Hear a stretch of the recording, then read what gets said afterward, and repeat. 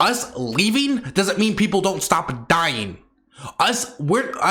American bombs and guns aren't the only bombs and guns that can kill people. The Taliban's bombs and guns have killed the vast majority of people in the war in Afghanistan. And when we leave, if that conflict continues, they will continue to be the vast majority killer of the people of Afghanistan. I want to leave. I want to bring my boys home, but we can't do it irresponsibly. And so I want to leave on September 11th.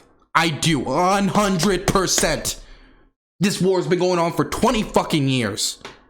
But we cannot just roll up into a country, bust it up, and then be like, see you later, with no concern for the local population. That is the most irresponsible bullshit in the world. That's some carny mafia level stuff, where we go into a country, bust it up, leave with no concern for the locals, because we no longer feel like sticking around. That's exactly what Trump did in Syria, and I knew all of you, because it was Rojava, cared about it. But now that it's Afghanistan, never mind, women's rights don't matter anymore. So we're going to talk about Afghanistan. And I am very angry about Afghanistan, okay? I'm about to be angry, okay? Your favorite streamer doesn't know what they're talking about on Afghanistan, okay? I'm about to be a foreign policy woke scold, okay? You're thinking my favorite streamer, that is no, your favorite streamer. Unless your favorite streamer is me, then you're really, really lucky. Okay, so there was an article that was released, and so there's a lot of stuff I got to talk about first. But before I talk about the history-making moment that is what Biden just declared, hopefully, he wouldn't be the first president to go back on a claim, but I think he's for real this time, because the Afghani president has also released a statement being like, well, looks like they're actually leaving. Oh shit. So it seems to be this one feels more real than the rest of them. But there was a thing released. There was a article by CNN released. And so I'm going to read this article quick, right? Because the reaction to it has left me angry and a little pissed. Also, this is funny as hell. The Saudi coalition in Yemen accidentally put the Yemeni flag upside down, meaning that Saudi Arabia is the first nation to ally with the German Empire since 1918, because it's the German flag upside down, the old German flag. Is a hot take that we can pull out of Afghanistan without a plan because they can leave a power vacuum with horrible consequences? Well, of course, that's part of it, but I don't think anybody's going to tell me we should pull out like they did in Syria. The thing that pissed me off is how people reacted to the article about women's rights in Afghanistan. This right here, okay? This is a legitimate issue, an actual issue.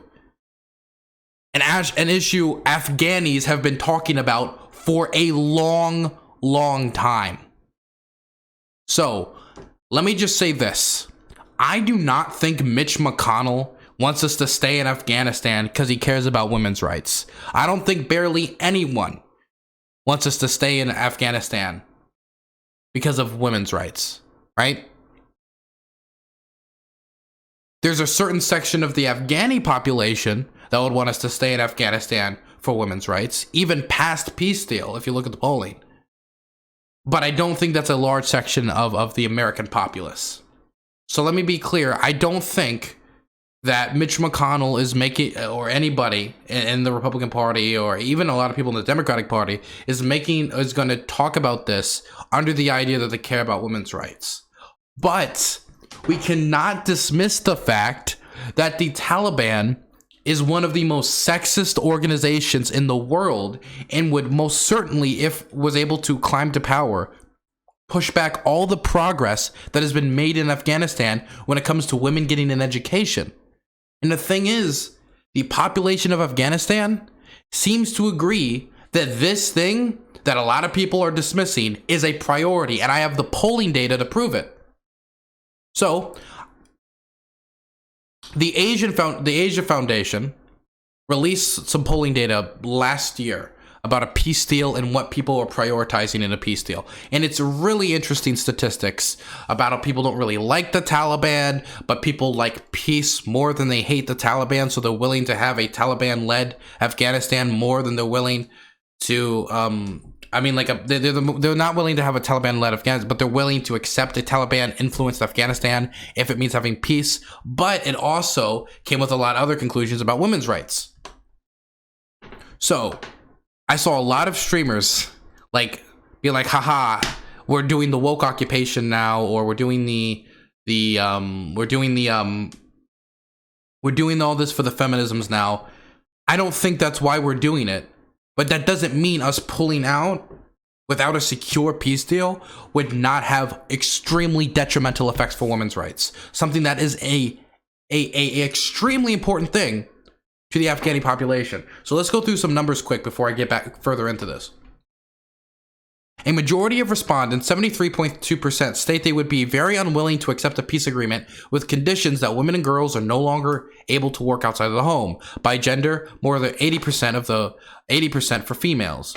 A huge majority of respondents, 85.6%, state they would be very unwilling to accept a peace agreement with condition that women and girls are no longer able to attend school, with about 90% of females are more likely than males to report they are very unwilling. Those with 12 years age of education, these are like the educated populace of Afghanistan, are more likely to report they are very unwilling than those with no formal education. But even those with no formal education, that's still 80%. Respondents were asked how important it is to protect a number of areas as part of the peace process, including the current constitution, a democratic central system, a strong central government, freedom of the press, and women's rights. In regards to the areas in which respondents said it was very important that they be protected, and this is what they're saying with the Constitution and the peace process. Their priorities in order is number one, strong central government. This makes sense because they don't want Afghanistan to collapse to the Taliban. And without a strong central government, it's going to collapse to the Taliban. But number two is fucking women's rights. This is the priority. They wouldn't list this as a priority on their list if it wasn't under threat and a real issue. And after that is equality among different groups of people, regardless of ethnicity, at 84.4%. I don't think I need to tell anyone that these concerns are not prioritized by the Taliban, not advocating for permanent occupation, but there is a real concern that the Taliban could take over and women would lose any rights they have. And you want to know what? When I released this, I had multiple people, like Afghani viewers of mine, like message me like, thank fucking God, because I have family member. Actually, I think one of them responded just straight up in the tweet. Where is it? I think I retweeted it. Somebody responded just straight up in the tweet. I think it was Halal Leftist. Where is it? Right here, just straight up like, as an Afghan with family back in Afghanistan, thank you, Dylan. I feel like a lot of people have taken this anti-war rhetoric and have twisted it into apathy for Afghanis, completely ignoring what could happen if the Taliban were to gain power again, simply for brownie points. Believe me, I hate this war. I hate the irreversible damage the US has done. But at the end of the day, I hate the Taliban more. My family's experience under the Talibani regime were some of the worst years of their lives, and I don't want it to happen again. They need to be gone. Now, I'm not advocating for permanent occupation. I'm not saying this to make some policy procurement right now. I'm just saying that 100% people need to acknowledge that women's rights in Afghanistan is a real fucking issue. And if we're going to pull out, we need to actually do our best to make sure they're maintained. Like 100%. Like, this is a real fucking issue. The thing that's bothering me is it feels like people are doing this surface level fucking bullshit when it comes to foreign policy analysis, where it's like not balancing like the actual consequences of these withdrawals on the local population. Because as a leftist, I care about women's rights and less people dying to bombs, right? And pulling out with Afghanistan, right? And I think most leftists would agree with me. I think most people on here, most leftists, most liberals, most people in general would generally agree with me. So if one of these things are compromising one of my priorities, which is women's rights, then I think we should be thinking about those women who might no longer be able to go to school if the Taliban take over. Now, do I think we're going to be able to get a feminist manifesto where we get Anita Sarkeesian to be the fucking prime minister of Afghanistan? No, I don't think we're going to be able to get Arnita Sarkeesian to be the prime minister of Afghanistan. That's not going to happen. Next election, maybe, but not this one. What I do think, though, is that a ceasefire and a strong standing ceasefire is going to be important for any political solution unless we want the Taliban to just continue the war. So this isn't only important for the preservation of women's rights so women in Kabul can still get an education and have a future for themselves outside of the home and being beaten in the public square. But it's also important because us leaving doesn't mean people don't stop dying. American bombs and guns aren't the only bombs and guns that can kill people. The Taliban's bombs and guns have killed the vast majority of people in the war in Afghanistan. And when we leave, if that conflict continues, they will continue to be the vast majority killer of the people of Afghanistan. I want to leave. I want to bring my boys home. But we can't do it irresponsibly. And so I want to leave on September 11th.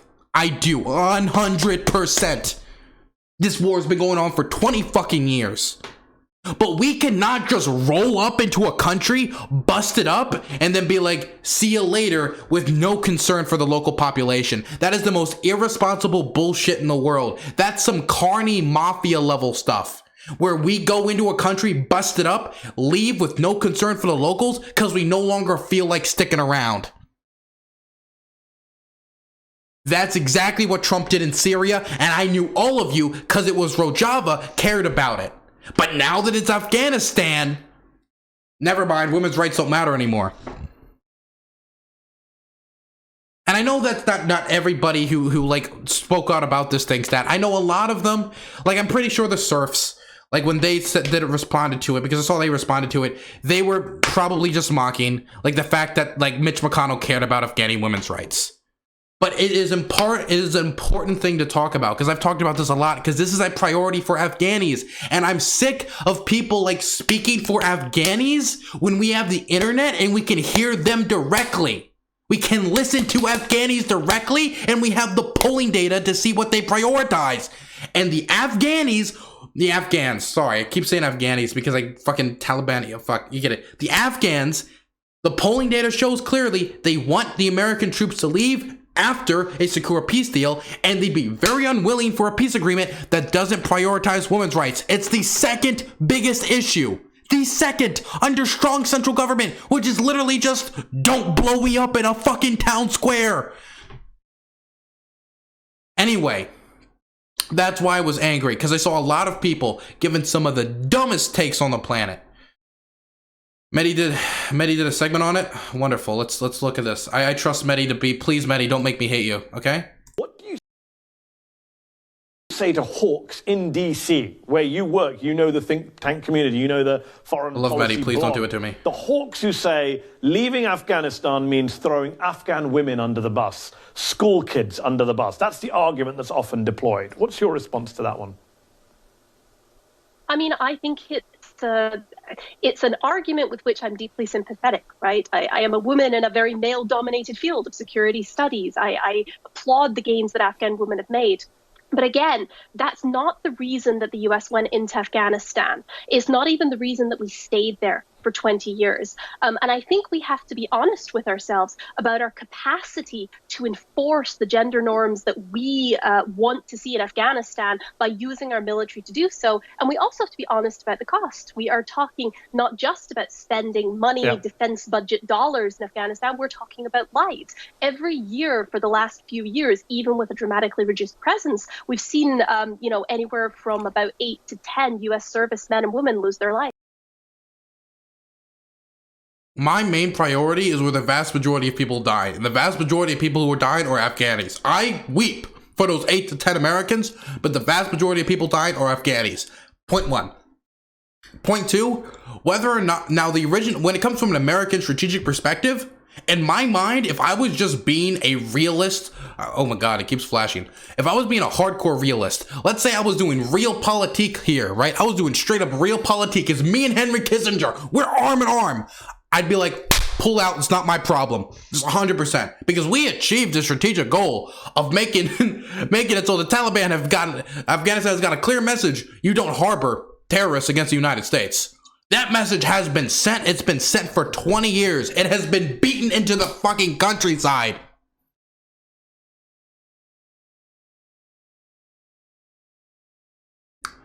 Whether or not that was the original intention. The Taliban are still, I'm talking about Al-Qaeda. Whether or not that was the original reason we invaded, something that was been an effect of us invading has been progress in women's rights.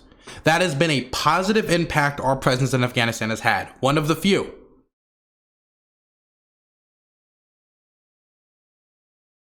And so, if those gains have been made, we should do our best while leaving to see that they're preserved. This is a real concern. For example, let's say that I set out to advance labor rights in the United States, and during that, I achieve LGBTQ plus equality. And now we're negotiating my withdrawal from the struggle for labor rights. And during that negotiation, someone mentions, well, we've also made progress on LGBTQ plus rights. We should preserve that as well. The response to that shouldn't just be, well, we originally went in this just for the unions and shit, so whatever. It should be, okay, that's a good thing. We should preserve that good thing. Point blank period. Even if somebody's in there for reasons that was not for women's rights, we've made the gain. If we can preserve it, that's good. The Afghanis seem to agree with this sentiment, that they want women's rights preserved. Yay, permanent occupation, literally banned. I don't care, okay? Because if you can't listen to what I'm saying, I don't care. You gotta, I'm sorry, boom. You gotta listen to what I'm saying here, okay? I'm not advocating for permanent occupation. I'm asking you to take Afghan women seriously. Just take Afghan women seriously. That's all I'm asking. Take their struggle and their concerns seriously. That's all I'm asking, is that actually be part of the conversation. Because the Afghans wanted to be part of the conversation, but we have seemed to left it out of the conversation. One of my main criticisms of this whole peace process is how the Afghan government and the Afghan people have been put at the wayside, even though it's their country that's at stake.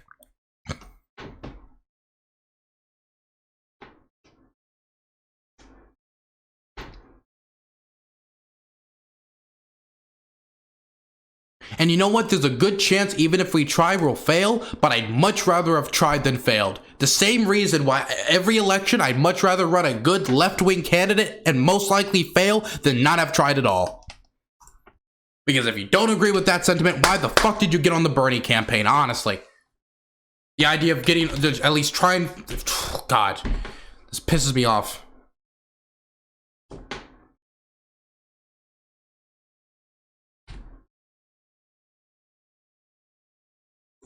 There we go. Should we leave on 9/11? Well, I don't know. I think it's the deadline is 9/11. It's not on 9/11. Should we? I like this deadline more than I liked the May 1st deadline. That's all I can say about it.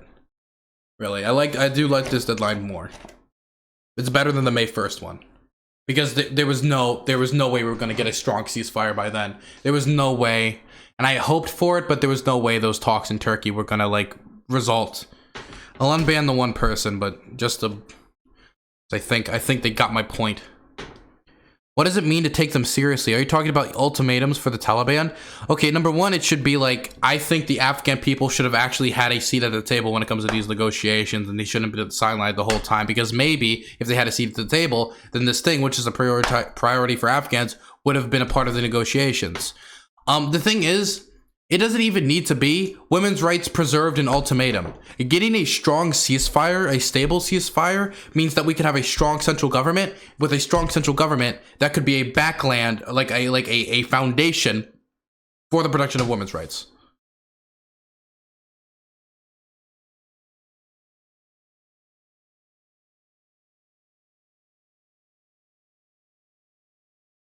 Yeah, there are a lot of lefties who deny supports in the Middle East are hugely sexist and homophobic. Like, I get the tends to use that to hate on the Middle Easterners. Yeah, the thing is, don't use it. Don't use, like, sexism present in some societies and homophobia to be bigoted towards people from that society. But that doesn't mean we like lie and say like Iran is nice to like gay people, or that Afghanistan is like the Taliban are like a friends to women. Like Taliban had some of the like just a quick Google search, Taliban women's rights. And let me tell you, it's not good stuff. All women should be banned from employment. It is estimated that 25% of government employees were female. When compounded by laws in other sectors, many thousands of women were affected. This is literally 5 years before we invaded. 5 years.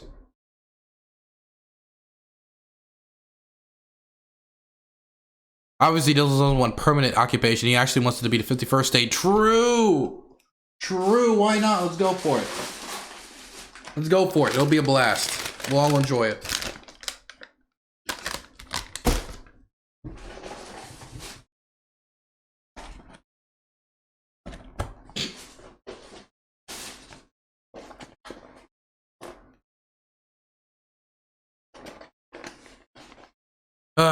Do you all get my points? Am I just off my rocker, and am I just like falling for imperialist propaganda now, or am I making a substantive point here? I just want to know that I'm just not like, I'm not falling for it.